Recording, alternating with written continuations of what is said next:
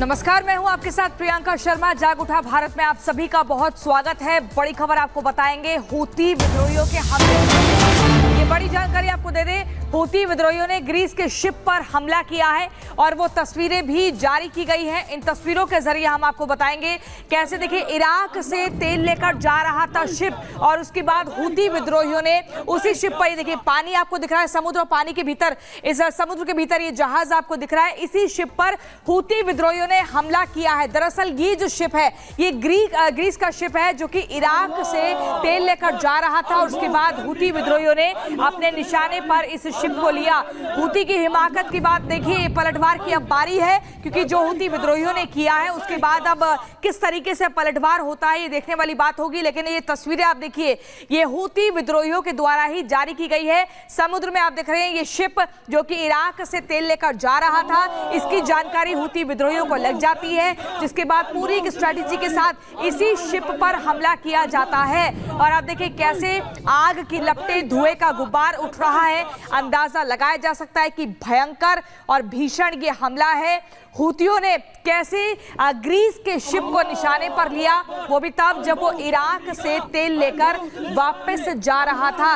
इसी बीच ये हमला किया जाता है। समंदर में शिप आपको दिख रहा है, लेकिन यहाँ पर हूतियों की तरफ से हमला किया जाता है और फिर इस हमले की जिम्मेदारी लेते हुए ये तस्वीरें भी जारी की जाती हैं।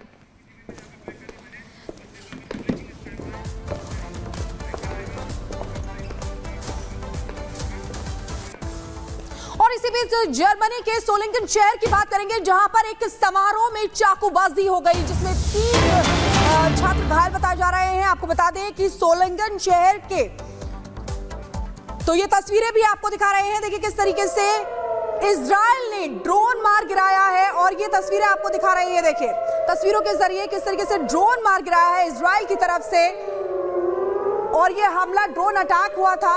इजराइल वर्सेस हिजबुल्लाह की जंग लगातार जारी है और इन तस्वीरों के जरिए आप देख सकते हैं लगातार, ये पहली बार नहीं है, इससे पहले भी कई बार इजराइल वर्सेस हिजबुल्लाह हो चुका है। और इसी बीच इजराइल और हिजबुल्लाह की जंग में ये ड्रोन से हमला देखिए किया गया है, जिसमें संदिग्ध ड्रोन मार गिराया गया है। लेबनान की तरफ से घुसा था ये ड्रोन को इंटरसेप्ट करने की तस्वीरें सामने आई है। तमारा इलाके में ड्रोन आने के बाद सायरन भी बजने लगे। और इसी बीच एक और बड़ी जानकारी आपको देते हैं, हिजबुल्लाह ने इजराइल पर किया रॉकेट अटैक। ये बड़ी खबर मिल रही है, हिजबुल्लाह की तरफ से इजराइल पर रॉकेट अटैक किया जाता है। यानी कि ये जो जंग है, ये जो वार है, अभी भी नहीं रुक रहा है। आपको तस्वीरों के जरिए दिखाएंगे, हिजबुल्लाह ने इजराइल पर रॉकेट अटैक किया। उत्तरी इजराइल के शहरों पर रॉकेट बरसाए गए। इन तस्वीरों के जरिए आप देखिए कैसे, देखिए यहाँ पर रॉकेट बरसाए जाते हैं शहरों के जरिए। आप देखिए एक के बाद एक सारे एरो आते हैं और ये उत्तरी इजराइल पर हिजबुल्लाह की तरफ से देखिए रॉकेट जो है यहाँ पर दागे जाते हैं और एकदम ब्लास्ट की, धमाके की आवाज आती है। ये उत्तरी इजराइल का पूरा इलाका है, वहीं की तस्वीरें हम आपको दिखा रहे हैं। और यहाँ पे देखिए कैसे एक के बाद एक लगातार ये रॉकेट हिजबुल्लाह की तरफ से दागे गए। ये बड़ी खबर आपको बता रहे हैं, इजराइल वर्सेस हिजबुल्लाह की जंग की एक और तस्वीर सामने आई है। 2 कैमरों के जरिए हम आपको तस्वीर दिखा रहे हैं। पहली तस्वीर में आप देखिए कैसे एक नहीं, 2 नहीं, बल्कि ताबड़तोड़ रॉकेट अटैक होते हैं। और दूसरे कैमरे की तस्वीर आप देखिए, जिसमें साफ तौर पर दिख रहा है कि इस हमले के बाद, हिजबुल्लाह के अटैक के बाद, कैसे आग के गोले में तब्दील हो जाता है उत्तरी इजराइल।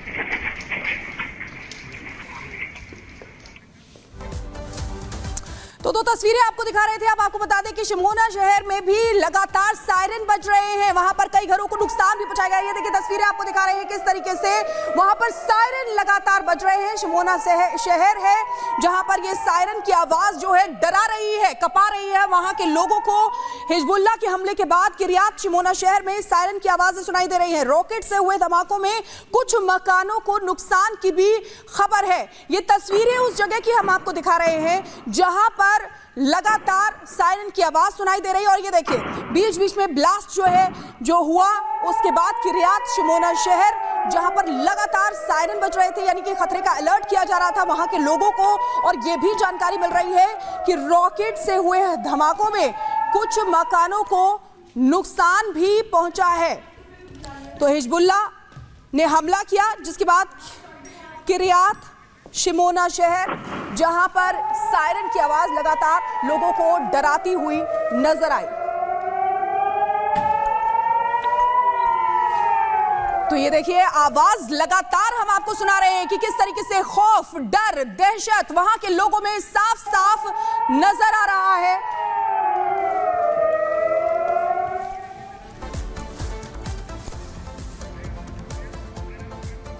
तो देखिए, प्रधानमंत्री नरेंद्र मोदी यूक्रेन दौरे पर हैं। पूरी दुनिया की नजरें इस दौरे पर बनी हुई है। माना जा रहा है कि पीएम मोदी एक मध्यस्थता का एक किरदार निभाते हुए रूस और यूक्रेन की जो जंग है उसे रोकने में कहीं ना कहीं मुख्य किरदार साबित हो सकते हैं। बिल्कुल, और पूरा विश्व जो है प्रधानमंत्री नरेंद्र मोदी पर ही टकटकी लगाए बैठा है, क्योंकि प्रधानमंत्री नरेंद्र मोदी जो पहले से ही कह चुके हैं कि भारत जो है युद्ध की भूमि नहीं, बुद्ध की भूमि है। इसीलिए शांति का संदेश वो कई बार दे चुके हैं। एक रिपोर्ट इसी से जुड़ी आपको दिखाते हैं।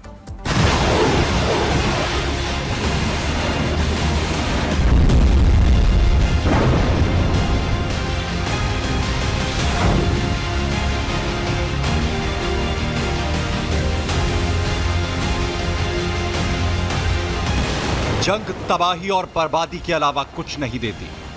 यूक्रेन पिछले 2.5 सालों से एक अंतहीन लड़ाई लड़ रहा है। इन 2.5 सालों में यूक्रेन के लोगों ने अपना घर खोया, अपनी जमीन खोई, अपने करीबियों को खो दिया। इतना ही नहीं, इस बेरहम युद्ध ने कई घरों के मासूमों को मौत की नींद सुला दिया। वो मासूम जिन्हें जंग का मतलब तक नहीं पता था, वो मासूम जो दूध मुहे थे, वो मासूम जो आगे चलकर कुछ बनना चाहते थे। इस जंग के बीच जब प्रधानमंत्री नरेंद्र मोदी कीव की धरती पर पहुंचे तो यूक्रेन के लोगों की आंखों में एक उम्मीद नजर आई। यूक्रेन के लोगों को मोदी में एक राष्ट्राध्यक्ष नहीं बल्कि एक शांति दूत की छवि दिखी। यूक्रेनी राष्ट्रपति वोलोदिमीर जेलेंस्की भी जब प्रधानमंत्री मोदी से मिले तो उनकी आंखों में भी एक उम्मीद भरा सवाल था कि क्या इस युद्ध को रोका जा सकता है। जेलेंस्की जिस मानवता और आत्मीयता की तलाश में थे वो उन्हें मोदी से मिली। प्रधानमंत्री मोदी ने जेलेंस्की से हाथ मिलाते ही उन्हें गले से लगा लिया। युद्ध की विभीषिका की तस्वीरें देखने के दौरान भी मोदी का हाथ उनके कंधे पर था। भावनाओं का ज्वार उबाल मार रहा था। दो देशों के राष्ट्राध्यक्ष खार्किव की तस्वीरों को देख किसी तरह अपने आंसुओं को रोक रहे थे। जेलेंस्की की आंखें बता रही थी कि पश्चिमी देशों के उकसावे में आकर उन्होंने कितनी ही मांओं की गोद उजाड़ दी।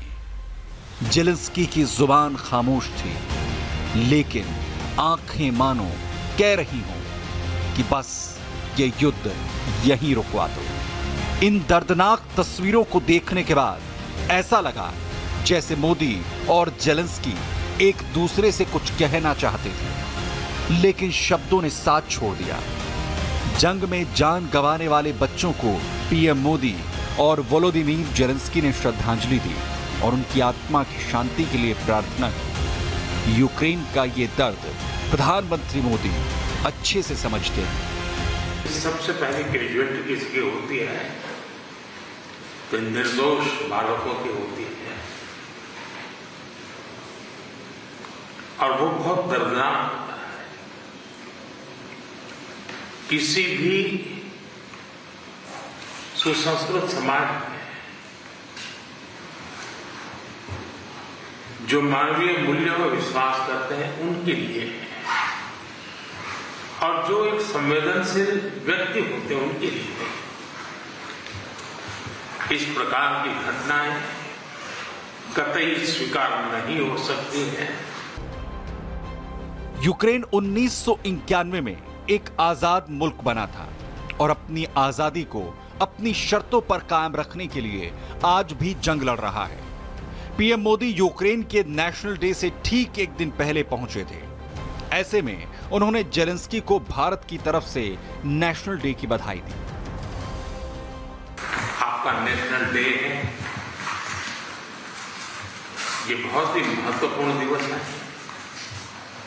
मेरी तरफ से 140 करोड़ भारतीयों की तरफ से मैं आपके नेशनल डे पर अनेक अनेक शुभकामनाएं देता हूं और मैं कामना करता हूं शांति के लिए, सुख और समृद्धि के लिए। प्रधानमंत्री मोदी और वोलोदिमीर जेलेंस्की की ये 4 सालों में चौथी मुलाकात थी। दोनों राष्ट्राध्यक्ष ग्लासगो में एक दूसरे से मिले थे। पहली मुलाकात में जेलेंस्की ने मोदी को यूक्रेन आने का निमंत्रण दिया था, लेकिन मोदी ऐसे हालातों में यूक्रेन पहुंचे जब यूक्रेन को उनकी सबसे ज्यादा जरूरत है। और तब आपने मुझे यूक्रेन आने के लिए बहुत ही आग्रह से निमंत्रण दिया था, लेकिन मैं कल्पना नहीं कर सकता हूं कि मुझे ऐसी परिस्थिति में यूक्रेन आने की नौबत आएगी।